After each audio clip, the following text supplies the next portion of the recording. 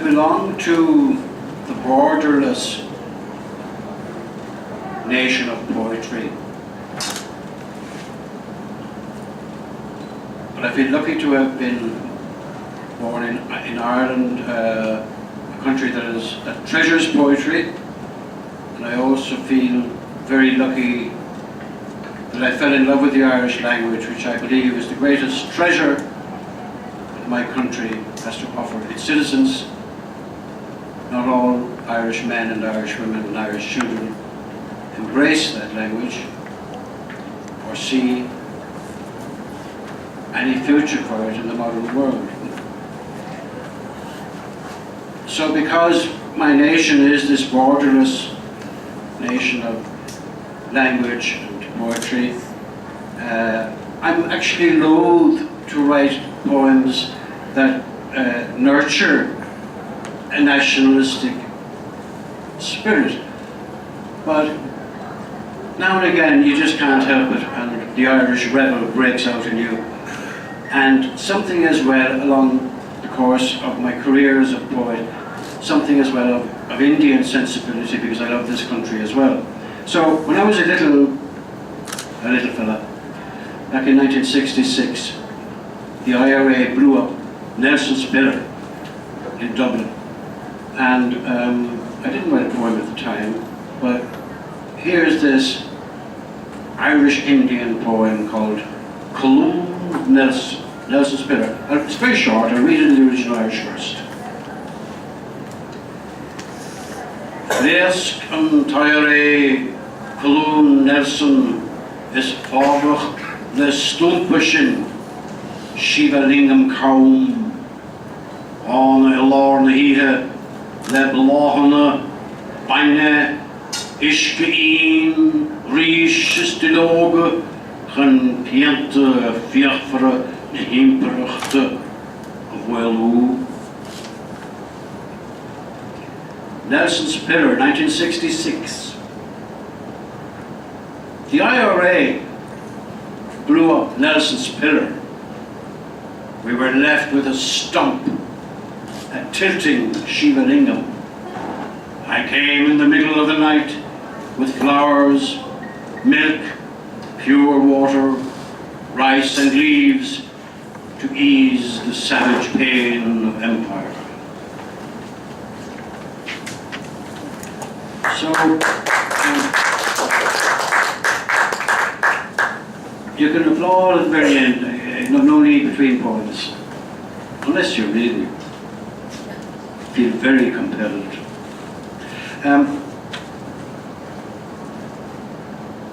Speaking of the nation, many people in Ireland recently felt that we may have lost our national sovereignty due to the recklessness and the gambling instincts of our bankers, or banksters as we sometimes call them. And instead of burning these shareholders, as the Icelanders did, the Icelandic people decided to burn the bondholders, shareholders of the banks. We decided to let the taxpayer pay for the gamblers, bankers' debts, 60 billion or more. So, any kind of wave flagging instincts very, very quickly disappear when you see that you've lost your national sovereignty. So, there's no wave flagging going on in these recent poems of mine. In fact, I distrust all flags now and long for a world without flags and without borders. So here's another short poem called Bratachabálna, White Flags. Tá Bratach Verica Ringelig Bethabón Tuorha Egin Ringen Ní Fackin Shiad na Realty na Streka Ringlod Lá Bidragrine Begach Bratreke And I dedicate this poem now to my friend Bill Wallach, an American poet. The American flag on the moon has turned white, bleached by the sun. The stars and stripes are nothing now, a dream. All flags will pale some sunny day.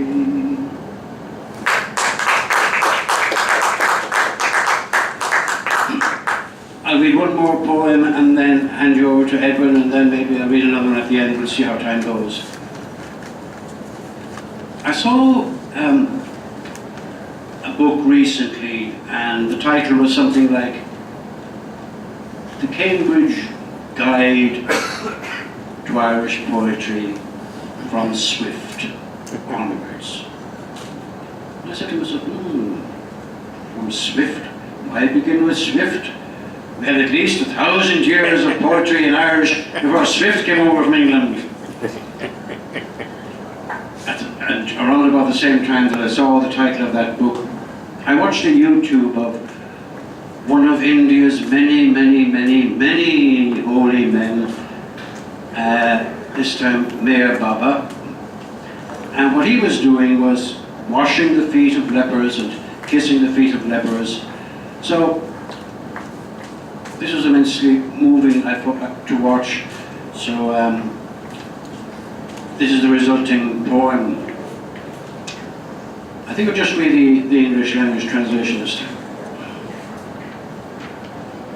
Mayor Baba kisses the feet of lepers.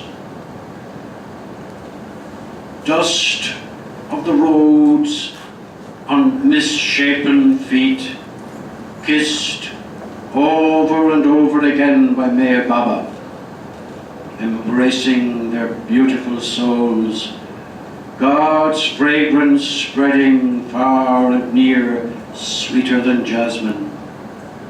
The one reality that is the tree, he, the sap, roots, branches pointing everywhere, sun and wind dancing among leaves, shimmering lepers resting in its shade.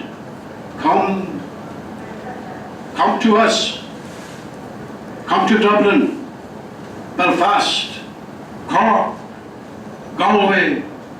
Kiss the feet of lepers, bankers, politicians, lawyers, poets who cannot go further back than Swift.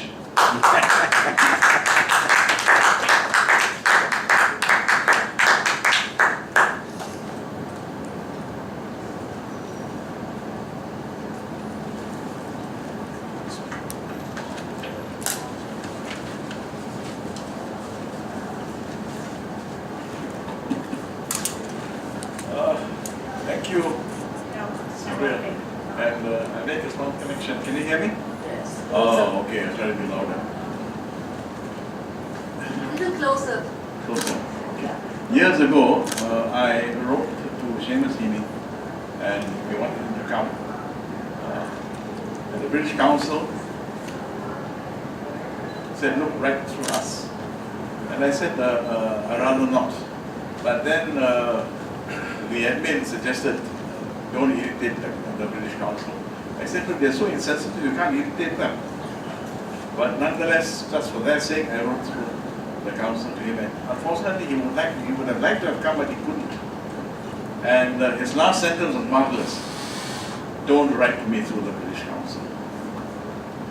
And then, so that when he wrote that open letter, because it had been included in an anthology, remember the Penguin anthology? He wrote the open letter, his owning his presence in that anthology. I understood clearly. Because from our point of view, Ireland is the longest colony in history, and therefore the longest British colony. From 1166 it started, exactly 100 years after 1066, when Britain was conquered by old William. So there is a connection with Ireland, Singapore. Many of our leading schools were started by Irish brothers and by Irish nuns. A remarkable lot of people. So Ireland is an old country. Singapore is a young country. And few poets can say, I'm older than my country, but I can't. It is a terrible thing because you want to grow up in a country. But when you're older than your country grows up in you.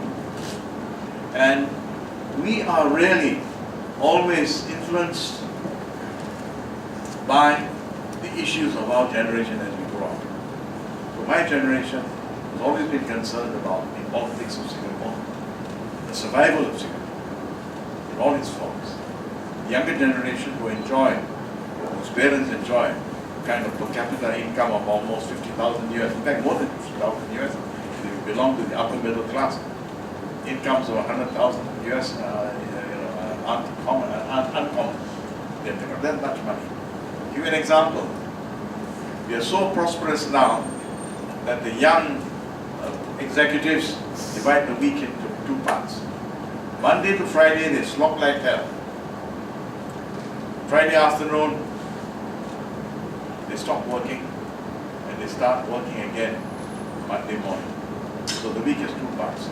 So that the weekend they don't work at all and they spend their money. And we had a cocktail that cost $35,000. A cocktail. Yeah. It's taken off the list now, but you can arrange for it. Because the Bakshi, they have the cocktail. And I asked the person, why do you have that kind of cocktail? He said, look, the young kids, they want to impress a girl. They buy this cocktail and there's a diamond in the cocktail. I think the rest is about it. So coming back to Singapore, my generation really was concerned and are still concerned, those of us who are left, about Singapore. And the problem with Singapore is this: we became international before we became national. We never had a chance to form ourselves into a nation. We never had 400 years, we never had 300 years, we didn't have 50 years. So that's one of our problems. We became international, regional, global before we became national. So there was no chance.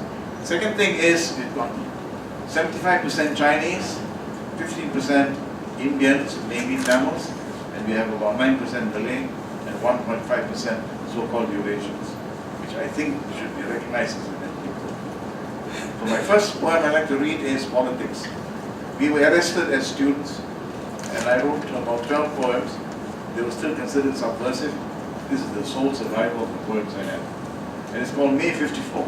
That was a month in which we were arrested, and they typically tricky, they arrested us during our examinations. During our exams. And after that, we had to take our exams while we were out in bail. May 54. We do but merely ask, no more, no less, this much, that you white man, boasting of many parts, some talk of Alexander and some of Hercules, some broken not long ago by little yellow soldiers out of the rising sun. We ask, you see the bitter, curving tide of history. See well enough, relinquish, restore this place, this sun to us, and the waiting generations. Depart, white man. Your minions ride among our young in Penang Road, their officers unbritannic, full of service, look angry and short of breath. You hoard on milk and honey, tried our spirit, spent our muscle extracted from our earth, gave yourself superior ways at our expense. In our midst, depart. You knew when to come, surely you know when to go. Do not ignore, dismiss, pretend we are foolish, harbor contempt in eloquence. We know your language. My father felt his master's voice obeyed, but hid £6 million in 1930. They left a good infrastructure. Okay.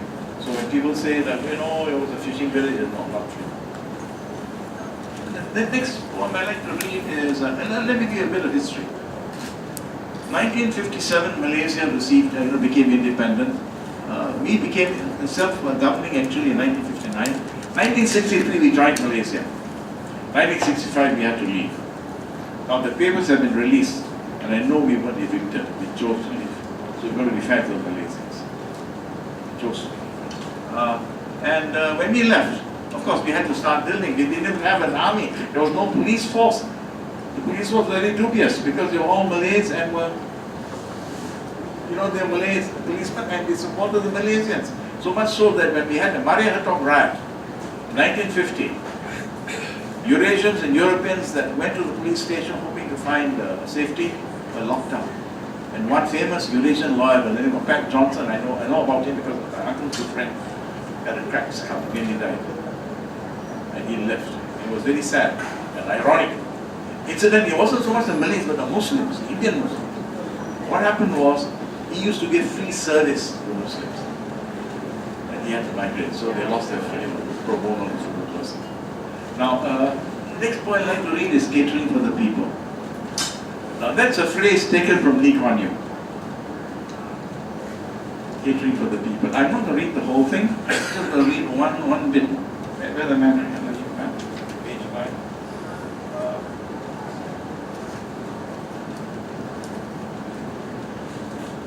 Now, for my sins, I used to sort of chair black and white TV programs whenever we had interesting visitors. And this person was a Dutch town planner, and he wanted to build small pookie rooms, and I had to tell him, look, this is the tropics, we don't need heating. We need something bigger than this. And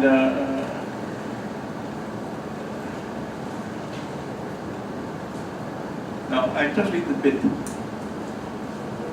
We are a promising amalgam, youth, anger, a kind of will, a style of politics, and bargain hard, sell, common, and unlikely things. A kind or rule, or merely reasonable. Some stay awake to match the moon, eat bats, Chateaubriand, sing old songs that have the rhythm of the sun. Beatleize the stage, turn traditional and keep all streets soft, with the quiet of the night. We are flexible, small, a boil on the Melanesian face. If it grin or growl, we move to corresponding place, keeping sensitive to trends, adapting to these delinquent days. Now, people outside don't know the danger we felt. During confrontation in 1965, Sukarno sent some of his commandos, and they blew up part of a bank in McDonald House. And it was quite terrible really, we were so exposed. We didn't have enough defenses, and we had an island, and the closest point between Indonesia and Singapore is just 8 miles. 8 miles. That's how narrow it was. Now, the other poem I like to read is The Way Ahead. Again, another political slogan. The Way Ahead. Page 65.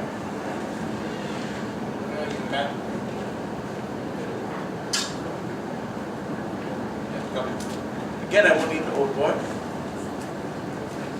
Again, a town planner. Again, Dutch. Because you know why? Our economic advisor was a Dutch economist, Vincinius. So naturally, he got his countrymen to come along, and they were good. They were good. The way ahead was to build a city. So mine is the conclusion of the book. They were discussing what the city needs. So here's my take on what the city should be. What could I say or think? A city is the people's heart. Beautiful, ugly, depending on the way it beats. The city smiles the way its people smile. When you spit, that is a city too. A city is for people, for living, for walking between the shadows of tall buildings that leave some room for living. And though we rush to work, appointments, to many other ends, there must be time to pause, loosen the grip of each working day. To make amends, to hear the inner self and keep our spirits solid.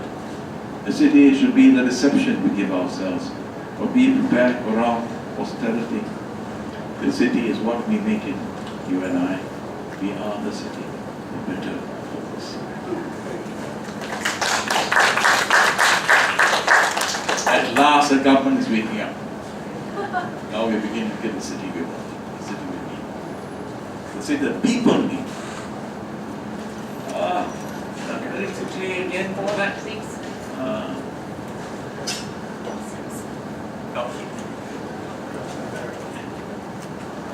One of the greatest figures in Chinese religion, popular culture is Wukong. Wukong is a monkey god, and he came from India. He was Hanuman, of course, we all know, but his role in China, in Chinese mythology, Chinese belief, in Chinese symbolism is far larger.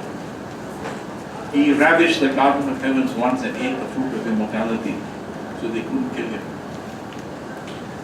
And he played hell. There was only one person he was afraid of, and it was a monk, who had been called by the Queen of Heaven with a special device that would imprison him. But I love Wukong because for me, he is the archetypal rebel. The rebel with a cause. Unlike James Dean. Where are we? Oh, page 21. I hope I got the pages right. Yes. This I read the whole poem. I had a friend who had an excellent degree in Chinese studies and who lectured part-time, but because of the demands of family business, he ended up managing an antique shop. So what we used to do, you see, I'm part Indian, part Chinese. And I approached Indian culture through the English language, the Chinese culture through the English language. It was terrible. When we were at school, 5 of us were picked up by, identified by the principal. I was just starting to learn Mandarin, Chinese. In fact, I still remember and so on. And he made us study Latin. Absolutely no use. We only did one book, Virgil's Aeneid, book 3. And the only thing I remember from the book is that bit, Timaeus Danaus et dona ferentes. And he remembers that. So it was terrible. What a pity, anyway. Among sensitive vases, silk birds lamenting sullen fading flowers, and those delicate golden statues caught in some potent gesture, you are captured by serenity. Kuan Yin upon the lotus. Conversation fades, time splits itself. There are centuries here in these images, many generations left these contemplations, embodiments of hope and despair. In art, the art of living, mounting better worlds, man emerging from the dark made dreams, gave nightmares into lovely moving monuments, each a voice stealing upon you, conversing softly on with secret love. This jade pomegranate is succulent. That ivory boat will always sail to Mogadishu, taking Chengho by our city. In that corner, intimidating himself, a cutish lion glares. Halfway up the wall in rare porcelain, Hanuman. He ravished the gardens of heaven, cowered the gods one weekend, was tamed and synonized, absorbed, given a role, then adventured home to India in search of texts. He scratches still in golden treasure. Empires wax and wane, states keep asunder. Coalesce in this carpet panel. Kunming deceives his enemy by playing his favorite tune, while perched upon the city gates. He smiles, who faithfully served a cause when he was lost. He who ruled the winds and understood the stars, the very hand of fate, kept true unto the last. As you move into presences of the past, little things emerge. Teapots, a cracked, bulky cup, incense burners, heavy with prayer, brass pans, wine jugs, all looking contented in the Singapore afternoon. This poem was actually, there's some more that we have to think.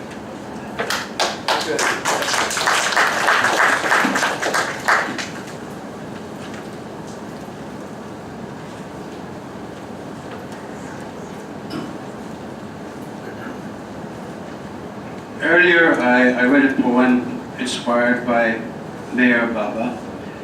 This one is inspired by a 19th century Bhakta, completely unknown, I would say, in Ireland, Bhima Boy. So I'd like to read this poem called Be My Boy, first in Irish, and then I'll give you an English translation.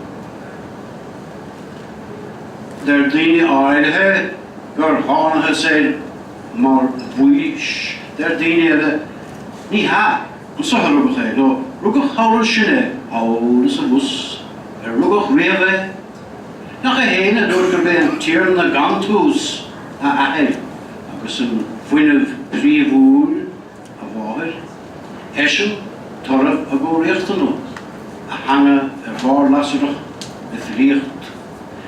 Der dine áirithe gur rugach dála, der dine ní ha, Teke sé go chéine, chunasteach íre ó bheith dáil. Beidir gur dáil a bhí na má bhí ba chuma mantra ína seaga gléachta, leisach sí rud a bit, daile, graim narach. Gafe la clí a hála go rá site trasnóghine a le late tanní aige a hó. Das is gur a sort aine go bit. Maar is geel derm sinni tussen bíma, boy en toe. Dan gaat het hier wel der, je wist hier nog niet eens heel rotse. Has wig, invaded, to have wig. We board wall her bride, the bride Grafton, stop she tamil geneestigd, de kilt horse ride, agus baja na gehoor. Skilling a miljoen lasser de glow, a jegel londroom or biljoen green. Reigle she's van de kloos na trinoide, solis zien na van leer harke, gailas raak erion shin. And here's an English translation.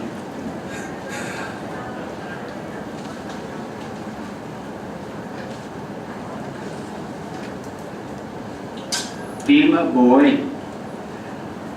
Some say he was found like Moses. Others say, no, he was born here, or he was born there, here and there. Was he ever born? Did not he himself say, his father is the beginningless Lord, his mother, the primal energy from whose union he appeared, his tongue aflame with poetry. Some say he was born blind. Others say, no, he sees everything. How could a cow minder be blind? Cows were blind, no problem. His poetry is pure mantra. It can cure anything. Blindness, snake bite.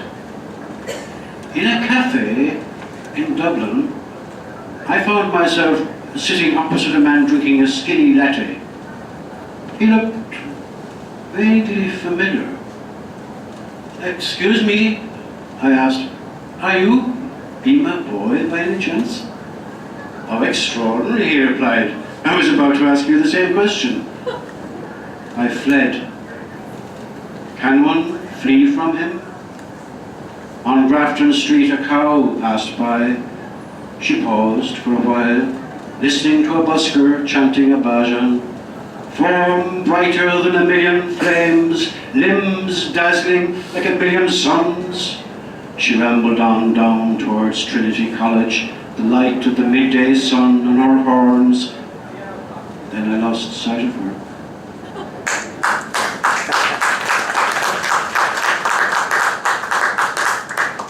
You know, sometimes if you, I'll read one or two more poems and then maybe Edwin and I will take a few questions if there are any questions. Sometimes when you exhaust a vein of poetry, what you have to do, as I think you know, you have to reinvent yourself. So, for me, I want to, reinventing oneself for me means taking on another persona. So I took on the persona of an Indian Irish guru I call Krishna Murphy. I remember this. So I read maybe just two Krishna Murphy poems and then we might take some answers. But, okay. I'd recently, by the way, completed an Irish language transcreation or version of one of the great scriptures from India, the Ashtavakra Gita. So this poem is called, I'll just read the English translation, Krishna Murphy and Ashtavakra. Name one enlightened person, apart from yourself, the disciples ask pleadingly. A Ashtavakra, says Krishnamurti without thinking. How do we become like Ashtavakra? The question on everyone's lips. Krishnamurti is filled with compassion. To be like him, he says, you must be crooked. As crooked as a ram's horn. Crooked? The disciples are aghast. You come here with your perfect bodies and expect to be enlightened, to be like Ashtavakra. You must be crookeder than a corkscrew.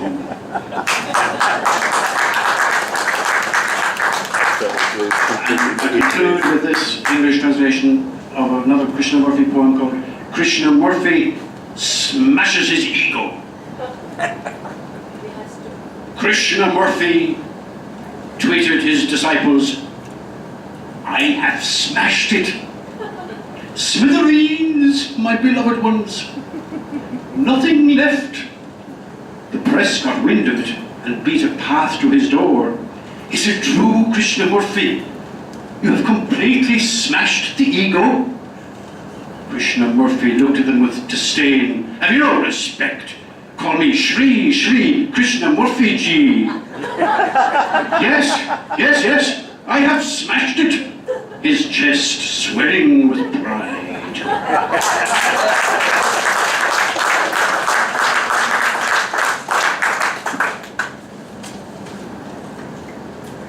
I'm going to let a few seconds go by because the one I'm going to read is pretty serious.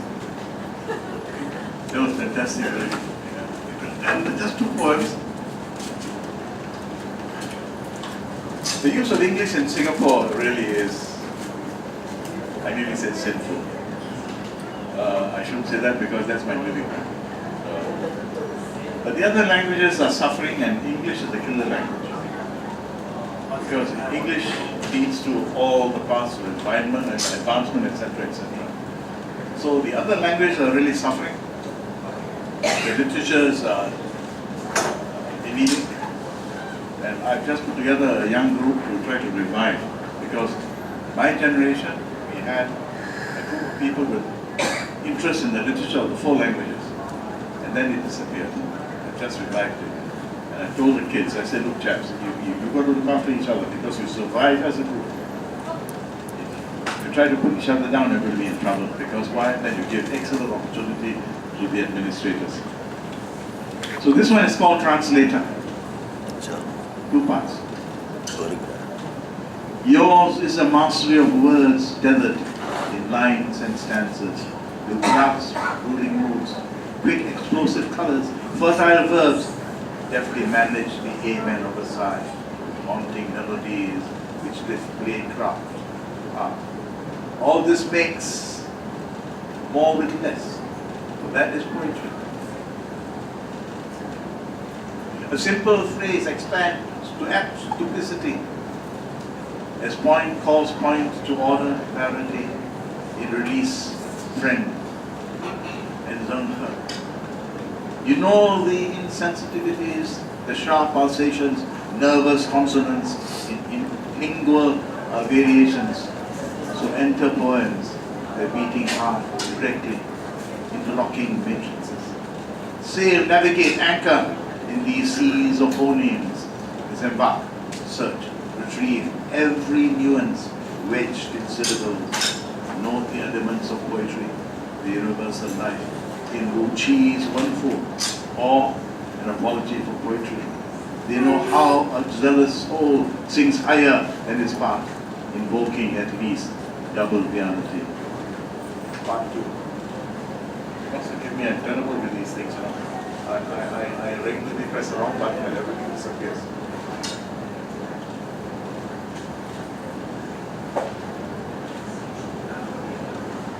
That's why I never read from the computer. Part 2. 2 languages twine and radiate within. One has the poem, the other waits for them. You transmute, remake, so start rebirth in the second land. Membranes touch, pair, high flux, flow begins. Doors align with delicate exchange, deep traffic. Appreciate words rise in layered discourses you construct. Rooting each in mother culture, sanctifying absolutes. You grow new habitations for my words. Their slaughterhouse uncle and our forebears would sit and read a voice from Nanyang, feel the life and times of their descendants. And I have faith that you test the seasons, the textured history of each word, broad sublime meanings, and thence that they surge, radiate, a vow, arrow for these and more. My grateful thanks.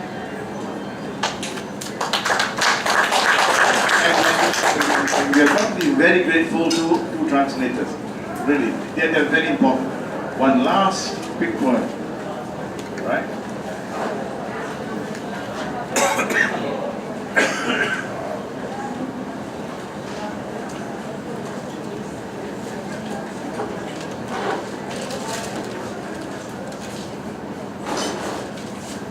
This reminds me of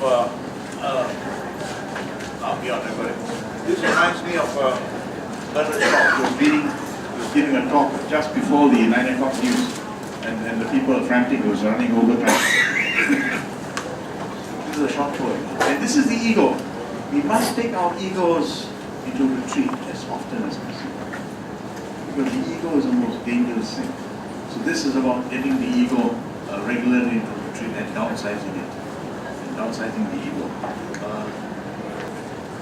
Beyond river mouth, jade green, valley door, bird on the wing, twinkles in our lives, is a somehow memory room without wall, cracks, keyboard compromises. There behind shutters, ego, id, superego, argue to unlock, control, deploy, relay, revelations. Free of echoes and semantic byways, they revise our town, get reborn. Ours too. Harmonious once more, my heart and inner self scaled down. My shirt is simple, my pen soft tip to crack. My poems less naughty, shorter, my mind balanced to deep glow where clear waters uplift rainbows. Closed by fresh imaginings, my eyes see clean. Starlight is brief, days are further. New towns bloom, lilac and jacaranda. Little India is Diwali. Orchard Road is Christmassy. Chinatown a sharp tourist attraction. The news is economy, shared indexes, fusion, upgrade the next 50 years. We project, scenario plan, shade margin of error. I will not be here, except for words, need nothing. Shift for clues, that room, you need it to better you and me. Hey, Sirah, Sirah.